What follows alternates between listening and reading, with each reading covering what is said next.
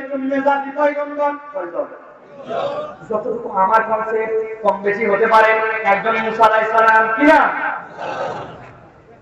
এইটুক ধাক্কা দিচ্ছেন, খালি উনি জানেন না ওনার হাতের মধ্যে কি আছে। ওই লোক আছে বলতেছে ফেরাউনের বাবুর্চি কোরিয়ান কোরিয়ান, আর লোক আছে আমি কোরিয়ান যাবো খেললাম না ঘরে। ও যে কীর্তি, ও যে মুসা আলাইহিস সালামের বংশধর, সহ্য হয় না ফেরাউনের ওই দলের, তোরে আনা লাগবে আনবো না বলছে, কিন্তু তাও মানে না। মুসা আলাইহিস সালাম দেখে ধাস করে বুকে একটা ধাক্কা দিচ্ছেন, জায়গায় নাই।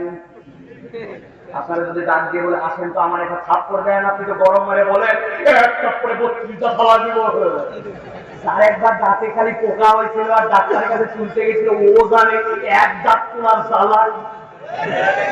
ঠিক বললেন মানে চলছেন নাকি ভাই আপনারা? এক মা নাকি বাচ্চারে পড়াচ্ছে, পড়ানো অবস্থায় বাচ্চারে রাগ করে বলছে এক থাপ করে তোর 48 দাঁত পড়াবে। বাচ্চাকে বল শোনো দা, বাপ আছে পাশের থেকে বলছে রাগ করলে করলে, কিন্তু বাচ্চারে তুমি থাপ্পড় মারে 48 দাঁতের কথা বলো, কি হিসাব ঠিক আছে নাকি? সাথে সাথে বউ বলছে আমি জানতাম আমার সন্তানকে শাসন করার সময় তুমি মধ্যে দিয়ে এসে কান গলাবে, এই জন্য তোমার 32 ধরে এই টোটাল ধরে 48। আপনি এক থাপ করে কিছুই করতে পারেন না। মুসা আলাইহিস সালাম এরকম গরম নবী, আরেকজন ছিলেন জাকারিয়া আলাইহিস সালাম, আরেকজন ছিলেন ইউনূস, আরেকজন ছিলেন ইউনূস আলাইহিস সালাম। কি নাম? ইউনূস আলাইহিস সালাম কওমকে ভয় দেখাচ্ছেন, এই খবরদার সাবধান, ওই যে আসমানে তাকায় দেখো, তোমরা যদি আল্লাহর কথা না শোনো, আমার কথা নাই, কোরআনে আপনারা পড়ে দেখবেন আসমানে তাকায় কি দেখছে। আপনাদের এলাকায় রড কাটার জন্য খেলা খেলা করে যখন মারে সামনে দিয়ে আগুন বাড়ায় দেখছেন, আসমান থেকে আসতেছে আবার ঢুকে যাচ্ছে, এই সাবধান সাবধান, যখন তখন নাতিল হলে কিন্তু শেষ। কত এরকম হলো, কথাই শোনে না। আল্লাহ বলছেন যখন তারা কথাই শোনে না, ইউনূস আলাইহিস সালাম সাথে সাথে তাদেরকে ভয় দেখালেন, দেখানোর পরে কথা না শোনার কারণে রাগ করে গেলেন। আল্লাহ রাব্বুল আলামিন বলেন ওয়াদান্নুন إذ ذهب مغاضبا فظن أن لن نقدر عليه فنادى في الظلمات।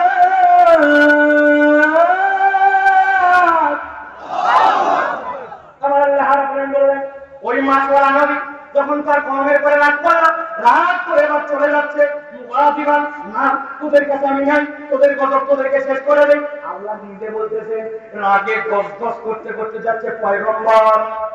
কওমের লোকেরা বড় চালাক, নবী যখন চলে গেছেন দেখে আস্তে আস্তে করে ওই যেগুলা আসতেছিল ওইগুলা আস্তে আস্তে লেন বাড়তেছে।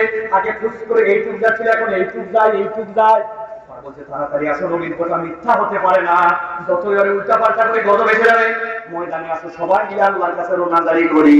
তাফসীরের ভিতরে আসতেছে হৃদয় শক্ত হয়ে গেছে, চোখে পানি আসে না। মুরব্বী যেগুলো আছে তারা পরামর্শ দিল, মুরব্বীদেরকে একবার খেলনা মনে করেন না, অনেক মুরব্বীদের পরামর্শ আমাদের জন্য কল্যাণকর, ঠিক না? বলছে কোলে শিশু কাদের আছে, 2 বছর 4 বছরের বাচ্চা তাদের সবগুলা নিয়ে আসো। সব মায়েরা সামনে আসছে, বলে সবগুলা কোলে শিশু ডান পাশ দিয়ে সবগুলা করেছে ডানে, আর বলছে সেইগুলা মা আসে সবগুলা বামে যাও, সবগুলা বামে গেছে। এখন কোলে শিশু মা না পায় কান্দে, মা চিন্তা করছে কোলে নিয়ে গর্ভপাত তো তাও ভালো, কাঁচা বাচ্চাটাকে এই জায়গায় ফেলছে, মা গুলা হাওমার করে কান্দে, মধ্যে তো আছে চাচা খালু বাবা ভাই দাদা দাদি, এই দুই দলের কান্না দেখে ওরাও কান্দে, কান্দে বাচ্চার জন্য। কিন্তু আল্লাহর কাছে ফাঁকে ফাঁকে বলে আল্লাহ তুমি আমাদেরকে মাফ করে দাও। হাদিস এইটার প্রমাণ সাক্ষ্য দেয়, আল্লাহর নবীর থেকে আসছে কাঁদো, না হলে কাঁদার মতো ভান করো। আল্লাহ রাব্বুল আলামিন তোমার এই চোখের পানিকে পছন্দ করেন। আল্লাহ ওই ইউনূস আলাইহিস সালামের কওমের কান্নাকাটি থেকে তাদের গজবকে আল্লাহ মাফ করে দিলেন। আল্লাহ রাব্বুল আলামিন বলছেন ফাযান্না আল্লান নাকদিরা আলাইহি, পয়গম্বরের ধারণা ছিল তাদেরকে আল্লাহ রাব্বুল আলামিন ধ্বংস করে দিবেন। এখন ইউনূস আলাইহিস সালাম গেছেন, যাওয়ার পরে দূরের থেকে কয়েকজনের সেই পিছনের ঘটনাটা কিছুই হয় না, সবগুলো কান্নাকাটি করছে আল্লাহ মাফ করে দেন। আরে দেখো, কারণ ওই কওমের নিয়ম ছিল, তাফসীরে তাবারীর ভিতরে আছে ওই কওমের নিয়ম হাঁটা খারাপ হওয়ার পরে কেউ যদি মিথ্যা বলে আর প্রমাণিত হয়ে যায়, ঘরের থেকে কল্লা আলাদা, মিথ্যা শাস্তি। পয়গম্বর চিন্তা করছেন বাঁচার তো উপায় নাই, এখন তো আমার পালানো লাগবে, এত মিথ্যাবাদী আমার বানাই দিবেন। উনি উঠছেন এক নৌকাতে, আল্লাহ এবার বিপদ নিয়ে আসছেন, যেটা ওদের কাছে ছিল ওটা নৌকার উপরে, উপরে তুফান, নিচের থেকে ঢেউ। এখন বলে এই গেল এই গেল এই গেল, এখনই তো ডুবে মরবে সব। পার হওয়ার জন্য ওই পারে বাঁচার জন্য, কিন্তু উঠার পরে দেখে বিপদ। মাঝি এসে বলতেছে এরকম বিপদ আগেও হয়েছিল, বাঁচার কায়দা আমার জানা আছে, কি তাড়াতাড়ি বল। বলতেছে কোনো একজনকে নিচে ঝাঁপ দিয়ে দেওয়া লাগবে, একজন যদি কুরবানি হয়ে যায় বাকিরা বেঁচে যাবে। আমি দিব মানে আমার বয়সে হয় তুই, বয়স হলে কি হয়েছে তাই, আমার এখন একটা বাড়ি কমপ্লিট আছে, তাই কেউ তো আর দিবে না, কেউ কেউ নিজে ঝাঁপ দিতে চায়। কি করা লাগবে এখন? লটারি। কি করা লাগবে? লটারিতে কোনো 2 নম্বর পদ্ধতি নাই। আমি একটা 2 নম্বর লটারির ঘটনা আমি বলবো। 7 বন্ধু খেলবে টিফিনের সময়, কিন্তু প্রত্যেকেরই হোমওয়ার্ক আছে। টিফিনের পরে যেই স্যার, ওই স্যারের খাতার লেখা কমপ্লিট করা লাগবে, না হলে বাতান ভর্জরা করবে। কিন্তু টিফিনের সময় যদি খেলাও লাগবে, কি উপায়? 7 জন মিলে বুদ্ধি বার করছে যে কোনো একজন সবগুলো লিখে দাও, বাকি 6 জন খেলি, আগামীকালকে তুই আবার খেলে তুই লেখ না, কেউ রাখবে না। শেষে একজন মোটকা বন্ধু ছিল, ওর মধ্যে ভোটকা তুই লেখ। হ্যাঁ, ভোটকাও লিখিয়েছে, খেলায় কম আছে নাকি লিখবো না। সবাই মিলে বুদ্ধি করছে না, এগুলো ঝামেলার মধ্যে নাই, সবার নাম লেখো, সবগুলোর নাম লিখে দাও, তাহলে যা হয় হবে। লটারি খেতে উদ্দেশ্যে মানবে তো? হ্যাঁ, সব লটারিতে নাম লেখা শেষ। তুলছে একজন, তুলে রেখে ওই ভোট কাম না। এখন ভোটটা চিন্তা করছে, নাম যেহেতু উঠে গেছে, খাতা লিখতেছে। আর 6 জন খেলছে, 6 জনের মধ্যে একজন আরেকজনকে বলে আরে সবাই চাচ্ছিলেন ওই ভোটকার নামে উঠুক, কিন্তু ওর নাম উঠলো কেমনে রে? যে লিখছিল সে বলছে না উঠে উপায় আছে, 7টা নামে কি ভোটকা।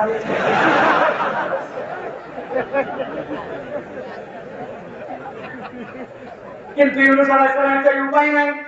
ইউনূস আলাইহিস সালামের নাম লিখে দিয়েছে সবাই, লেখার পরে নাম উদ্ভিত ইউনূসের নাম। ইউনূস আলাইহিস সালামকে ফেলে দিছে ওই সমুদ্রের মধ্যে, পানির মধ্যে। ইউনূস আলাইহিস সালাম যখন পানিতে পড়লেন, একটা মাছ এসে তাকে গিলে ফেললো। আল্লাহ বলতেছেন ইউনূসের উপরে বিপদ, নিজে বিপদ, মনে বিপদ। ওই ইউনূস ওই পানির মধ্যে মাছের পেটের থেকে ডাকতেছে ফানাদা বিসুলুমাত আল্লাহ ইলাহা ইল্লা আনতা সুবহানাকা ইন্নী কুনতু মিনাজ জালিমিন। আয় রব্বুল আলামিন, আমি তো জুলুমাতের মধ্যে আছি। এই জুলুমাতের ব্যাখ্যা আসছে, আল্লাহ রাব্বুল আলামিন বলতেছেন ওই আসমানের অন্ধকার, ওই পানির অন্ধকার, মাছের পেটের অন্ধকার, মনের ভিতরে অশান্তি, নানান কিছু নিয়ে যখন ইউনূস আলাইহিস সালাম আল্লাহকে ডাক দিয়ে কেবল একবার বলেছেন ইন্নী কুনতু মিনাজ জালিমিন, আয় আমার রব আমি তো জালেমদের অন্তর্ভুক্ত হয়ে গেছি। আল্লাহ বলছেন এক মুহূর্ত আল্লাহ দেরি করেন না। আল্লাহ ইউনূসের ডাকের জবাব দিয়েছেন ফাস্তাজাবনা লাহু ওয়া নাজাইনাহু মিনাল গাম ওয়া কাযালিকা নুনজিল মুমিনিন। আল্লাহ রাব্বুল বলছেন আমি রব্বুল আলামিন ফাস্তাজাবনা লাহু, তার ডাকে সাড়া দিয়ে দিলাম। আল্লাহ বলছেন ওয়া নাজাইনাহু মিনাল গাম, আমি আল্লাহ তার দুশ্চিন্তা দূর করে দিলাম। সুবহানাল্লাহ। গায়বান্দার মানুষ জিজ্ঞাসা করবেন এই ইউনূসের ঘটনা শুনে আমাদের কি লাভ? কিছু তো জানিও আমরা আগে থেকে, কিন্তু এই ঘটনা আমরা কেন শুনলাম? আল্লাহ বলেন ওয়া কাযালিকা নুনজিল মুমিনিন, আমি আল্লাহ বললাম ওয়া যিকরা লিল আবিদিন। বান্দা তুই আব্দের ক্লাসের মধ্যে ঢোক, এবার ওই আবুদিয়াতের ক্লাসের মধ্যে বান্দা তুই সবরকারী হ। আমি আল্লাহ তোকে সালেহীনদের মধ্যে অন্তর্ভুক্ত করব। আর যখন তুই সালেহ হয়ে যাবি, আমি আল্লাহ তোকে দায়িত্ব দিলাম, তুই ঈমানের পথ থেকে বিচ্যুত হবি না। তুই ঈমানটাকে তাজা করে প্রকৃত ঈমানদার মুমিন হয়ে যা। কোন বান্দা যদি ঈমানদার হতে পারে আর আল্লাহর কাছে নিজের বিপদের কথা একবার বলতে পারে, আমি রব্বুল আলামিন বললাম ওয়া কাযালিকা নুনজিল মুমিনিন। আমি আল্লাহ রাব্বুল আলামিন যখন ইউনূসকে মুক্ত করে দিয়েছিলাম, ইউনূসকে যেরকম নাজাত দিয়ে দিয়েছিলাম, ইউনূসকে যেরকম আমি রব্বুল আলামিন আল্লাহ সকল দুশ্চিন্তা দূর করে দিয়েছিলেন, তুমি যদি একবার প্রকৃত মুমিন হতে পারো, আল্লাহ তোমাকে যুগে যুগে যুগে যুগে কিয়ামত পর্যন্ত সেই রকম মুক্ত করার জন্য রেডি আছে। ঠিক কি না? তাহলে প্রিয় ভাইরা, আজকে